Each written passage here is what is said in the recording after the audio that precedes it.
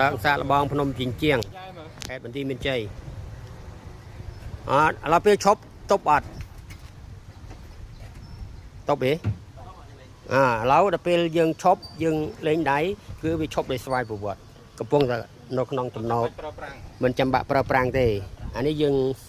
សិតឲ្យកុំព្យូទ័រសំខាន់មួយបាទសំខាន់ណាស់ពេលឡើងហើយលេងមក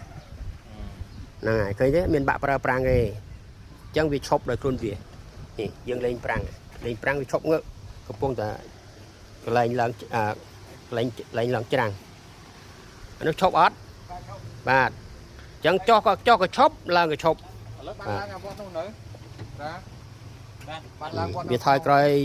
បន្តិចហើយក៏វាឈប់ដោយខ្លួនវាស្វ័យប្រវត្តិសាលាកូនវត្តខាងនោះវត្តនេះជាងខាងនោះចំណតខ្លាំងតែឡើងហើយវាឈប់ខ្លួនវាបាន